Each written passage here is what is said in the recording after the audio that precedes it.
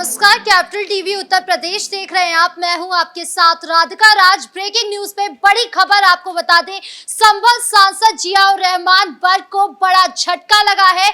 आज बिना नक्शा पास कराए मकान को लेकर आज उन पर सुनवाई हुई है। तो क्या है पूरा मामला, बताएंगे आपको मेरे सहयोगी हर्ष जी। सर, क्या है पूरा मामला? देखिए, सपा सांसद जियाउर रहमान बर्क जिस तरीके से सुर्खियों में रहते हैं, हमने देखा था कि कैसे संभल की मस्जिद का जब सर्वे हुआ तो सुर्खियों में आया और उसके बाद से लगातार सुर्खियों में बने रहे। एक मामला फिर दीप सराय मोहल्ले में उनके मकान को लेकर था कि किस तरीके से बिना नक्शा पास कराए उन्होंने अपने मकान का निर्माण किया है। जिसके बाद मामला हमने देखा कि जब एसडीएम वंदना मिश्रा के पास आया तो उसका सर्वे भी कराया गया था, जिसके बाद रिपोर्ट एसडीएम को दी गई थी और मामले में सुनवाई भी लगातार हुई। हालांकि मामले की सुनवाई को टालने की बात लगातार कही जाती रही सपा सांसद जियाउर रहमान बर्क के जो अधिवक्ता हैं उनकी तरफ से, क्योंकि जो इसकी सुनवाई है दिसंबर से ही चल रही है। हालांकि 1 जनवरी को जब सुनवाई हुई थी तो ये कहा गया था कि इसकी डेट फरवरी में दी जाए। फरवरी में सुनवाई हुई तो इसका कहा गया कि मार्च में डेट दी जाए। मार्च के बाद अप्रैल आया, अप्रैल के बाद मई में भी सुनवाई हुई है। लेकिन आज की जो सुनवाई है उसमें भी एक बार फिर से सपा सांसद जियाउर रहमान बर्क के अधिवक्ता की ओर से ये कहा गया है कि हमें थोड़ा समय चाहिए। आखिर इतना समय क्यों लग रहा है? क्योंकि एसडीएम की तरफ से कहा गया था कि अगर आपने बिना नक्शा पास कराया कोई मकान नहीं बनाया है तो उसके सबूत आपके पास होंगे। हालांकि अधिवक्ता जो सपा सांसद जियाउर रहमान बर्क के हैं उनकी तरफ से कहा गया कि कोई भी मकान जियाउर रहमान बर्क के नाम पर नहीं है वहां पर संभल के अंदर, ये दरअसल कहा गया। लेकिन एसडीएम वंदना मिश्रा की तरफ से पिछले दिनों हमने देखा था कि किस तरीके से एक सर्वे रिपोर्ट भी दिखाई गई थी और उसमें बताया गया था कि कैसे आधी जगह का जो भवन है उस भवन के आधी जगह पर सर्वे किया गया और उसकी रिपोर्ट भी पेश की गई थी।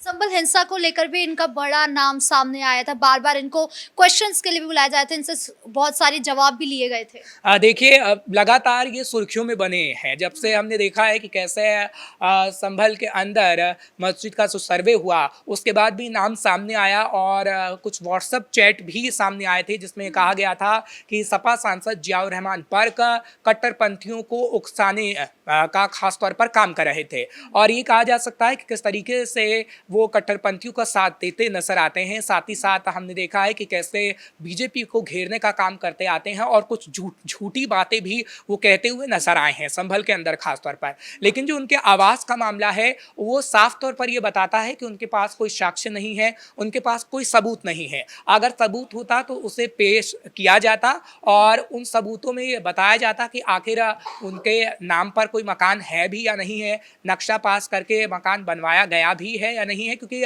वंदना मिश्रा की तरफ से साफ तौर पर कहा गया है कि हमने उनको कई बार कहा भी कि आप कोर्ट के अंदर आके सबूत पेश करिए या हमारे सामने कोई सबूत लाइए, लेकिन अब तक कोई सबूत नहीं दिया गया है। जिसके आधार पर अब एक बार फिर जब सुनवाई हुई है तो सुनवाई में ये कहा गया है जियाउर रहमान बर्क के अधिवक्ता की तरफ से कि हमें एक बार और फिर समय दिया जाए। यानी ये दिखाता है कि उनके पास कोई सबूत नहीं है, कोर्ट से सिर्फ लगातार समय पर समय लिए जा रहे हैं। अच्छा, एक और मामला जो हमने देखा पिछले दिनों से कई बार हमने सुना, संभल हिंसा को लेकर हमने देखा कि लगातार जो है मामला तूल पकड़ रहा था। अभी भी हमने देखा कि माहौल काफी ज्यादा बिगड़ा हुआ था, आज उसको लेकर सुनवाई भी हुई है। अब क्या कुछ माहौल है वहां पर? देखिए, इस वक्त अगर संभल की हम बात करें तो पुलिस प्रशासन की तरफ से जो व्यवस्थाएं हैं, जब सर्वे हुआ था तभी से हम देख रहे हैं कि किस तरीके से उसे सुधारने की कोशिश की जा रही है, माहौल को शांत करने की कोशिश उसी वक्त से हो रही थी। लेकिन अभी भी हम देख रहे हैं कि एक बार फिर से जो वहाँ पर है, जो महिलाएं हैं कलश यात्रा निकाल रही हैं और जो कोर्ट में मामला है उसे सुरक्षित रख लिया गया है। आगे आने वाले समय में अगर कोर्ट कुछ भी कहता है या सुनवाई के दौरान हम देखेंगे, क्योंकि मामला तो सुरक्षित, मामले में फैसला सुरक्षित रख लिया गया है, फैसला जो भी आएगा, क्योंकि उसे हरिहर मंदिर होने का दावा किया जा रहा है मस्जिद को। और सर्वे के दौरान भी हमने देखा था कि पहले सर्वे किस तरीके से आराम से हो गया, लेकिन जब दोबारा सर्वे हुआ तो हिंसा हुई और किस तरीके से कट्टरपंथियों ने उत्पात मचाने की कोशिश की है। लेकिन संभल में हालात अभी पूर्ण रूप से ठीक है। हम देख रहे हैं कि किस तरीके से वहां वहाँ पर होली भी मनाई गई थी, किस तरीके से वहाँ पर जुमे की नमाज भी हुई, रमज़ान भी हुआ और एक दूसरे को मिठाई भी खिलाई गई। और अब भी जब हम अपने दर्शकों को खबर बता रहे हैं तो कलश यात्रा महिलाएं वहाँ पर निकाल रही हैं, क्योंकि संभल को लेकर राधिका सिर्फ हम जो खबरें बता रहे हैं वो सीमित नहीं है। और सीएम योगी आदित्यनाथ को आप देखिए, सीएम योगी आदित्यनाथ ने किस तरीके से संभल शब्द को पकड़ कर रखा और उन्होंने बताया कि कैसे हम सबूत दे रहे हैं कि संभल सनातनी नगरी थी और कैसे हमने कूपों को खोजा है, उन साक्ष्यों को खोजा है जो बताता है कि संभल सनातनी नगरी रही है। तो संभल एक हॉट टॉपिक पिछले दिनों से लगातार बना हुआ है। मामला जो चला उसके बाद कोर्ट के अंदर फैसला जो सुरक्षित रखा गया है वो भी अभी हम कह रहे हैं कि जब फैसला सामने आएगा कोर्ट का, उसको लेकर भी इस वक्त सख्ती बरती जा रही है। संभल के अंदर कोई उत्पात ना मचा पाए, उसको लेकर हम देख रहे हैं कि पुलिस की सुरक्षा व्यवस्था कैसी है। अच्छा, हम सपा की बात करें तो हर बार सपा के ही नेता क्यों पकड़े जाते हैं? क्योंकि अभी हमने देखा कि ये भी सपा सांसद हैं, एक रामजी लाल सुमन नाम के आए थे, उसके बाद अभी आज ही खबर आई थी कि सपा के एक विधायक को भी जेल पहुंचा दिया गया। तो यानी हर बार सपा के ही नेता क्यों सामने आते हैं? इनकी मानसिकता क्या है? ये पार्टी किस तरीके से काम कर रही है? देखिए, राजनेता की बात करूं तो राजनेता एक अलग तरीका का होना चाहिए। राजनेताओं की जुबान पे थोड़ा कंट्रोल होना चाहिए, क्योंकि अगर मैं बात करूं तमाम राजनेताओं की, तमाम बड़ी पार्टियों के राजनेताओं की, तो उनकी जुबान पर कंट्रोल नहीं रहता। और समाजवादी पार्टी के चाहे फिर सांसद हो चाहे फिर विधायक हो, हमने देखा है कि किस तरीके की बयानबाजी की गई है। खुद अखिलेश यादव भी हमने देखा कि जब ऑपरेशन सिंदूर चलाया गया तब भी वो किस तरीके के बयान देते हुए नजर आए।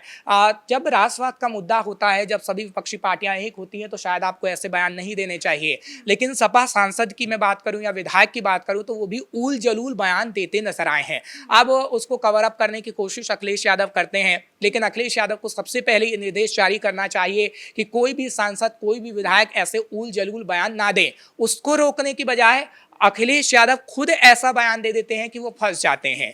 सपा विधायक तो बात की बात है, लेकिन वो खुद भी कुछ ऐसे बयान दे देते हैं। हमने हाल ही में देखा था गौशाला को लेकर बहुत बड़ा बयान दिया था उन्होंने। हाँ, गौशाला को लेकर जो बयान दिया गया, उसको लेकर हमने देखा कि कैसे कहा कि हम इत्र पार्क बनाएंगे और बीजेपी किस तरीके से दुर्गंध वाला काम करती है। तो एक तरीके से आप क्या बताने की कोशिश कर रहे हैं कि क्या आप एक ही समुदाय को चाहते हैं, क्या आप एक ही समुदाय के वोट बैंक को पाना चाहते हैं? चुनावी रणनीति चुनावी रणनीति आप अपना रहे हैं। लेकिन सपा सांसद जियाउर रहमान बर्क हों या फिर विधायक हों, खुद अखिलेश यादव हो, वो अपने बनाए दूसरों के लिए बनाए बुने जाल में खुद ही फंस जाते हैं। एक कहावत है कि दूसरों के लिए अगर हम खड्डा खोद रहे हैं तो उसमें खुद भी गिर सकते हैं, और वही वाली कहावत कहीं ना कहीं यहाँ पर फिट बैठती है, क्योंकि सपा सांसद जियाउर रहमान बर्क, चाहे फिर हमने देखा है कि यूपी में किस तरीके से विधानसभा चुनाव हुए हैं या फिर जब लोकसभा चुनाव हो रहे थे या फिर उपचुनाव हो रहे थे, तो बार बार लगातार सामने आके कहते हैं कि कहीं ना कहीं गड़बड़ियां बीजेपी की तरफ से की जा रही है, लेकिन आपके पास कोई सबूत नहीं होता है, आप उसका कोई आधार नहीं दिखा पाते हैं। जिस तरीके से लगातार सपा के नेता, विधायक, खुद समाजवादी पार्टी के प्रमुख अखिलेश यादव जो है वो बार बार फंसते नजर आ रहे हैं, तो इसका चुनावी उनको कितना नुकसान होने वाला है? देखिए, 2027 में चुनाव है और चुनाव से पहले सभी पार्टियां रणनीति अपना रही हैं। ऐसी बात नहीं है कि अखिलेश यादव कोई रणनीति नहीं अपना रहे। पीढ़े का फॉर्मूला नहीं काम आ रहा है तो वो ठाकुर बनाम ब्राह्मण की राजनीति को अपना रहे हैं। अब पी शब्द का इस्तेमाल उन्होंने ब्राह्मणों के लिए कर दिया है कि पंडित जी। और अगर मैं योगी आदित्यनाथ की बात करूं तो वो पहले ही पूरा जो पैंतरा है वो कहीं ना कहीं आजमा चुके हैं, सेट कर चुके हैं बीजेपी अपने आप को उत्तर प्रदेश के अंदर पूरी रणनीति को लेकर, चाहे ब्राह्मणों की राजनीति हो या फिर ओबीसी की राजनीति हो, क्योंकि जाति जनगणना के मुद्दे को हम लगातार बता रहे थे और केंद्र सरकार की तरफ से जब पासा फेंका गया और ऐलान कर दिया गया कि जातिगत जनगणना हम कराएंगे, तो एक आप कह सकते हैं कि सियासी जमीन बीजेपी ने तैयार कर ली है। लेकिन हाँ, अखिलेश यादव के लिए मुश्किल हो सकती है, क्योंकि अखिलेश यादव के जो तमाम नेता हैं वो कहीं ना कहीं कांग्रेस का भी विरोध कर रहे हैं। पिछले दिनों हमने देखा कि इमरान मसूद की तरफ से जब ये कहा गया कि सहारनपुर की सभी सीटें जो विधानसभा की होंगी उस पर हम ही लड़ेंगे, तो समाजवादी पार्टी के एक नेता का बयान भी सामने आया था कि आप पूर्ण रूप से अकेले फैसला नहीं ले सकते हैं और अगर इमरान मसूद को लड़ना है तो सबसे पहले मुझसे आके टकराए, मैं भी इस्तीफा दे देता हूं, इमरान मसूद भी इस्तीफा दे दें और देखेंगे किसकी जीत होगी। तो ये मतलब एक तरफ तो देश लड़ रहा था, इंडिया पाकिस्तान चल रहा था, और दूसरी तरफ कांग्रेस और समाजवादी पार्टी में अपनी ही एक जंग चल रही थी। ये जंग आगे आने वाले समय में नुकसान पहुंचा सकती है बिल्कुल, राधिका क्योंकि समझ आवाम नहीं भी पा रही देख रही है कि किस तरीके की आप हरकत कर रहे हैं, आप कितना सीरियस ले रहे हैं इस सारे मुद्दे को। देखिए आप आपकी एक भाषा, एक लहज़ा ऐसा होना चाहिए जो आपको आपकी पहचान कराए कि आप एक राजनेता हैं।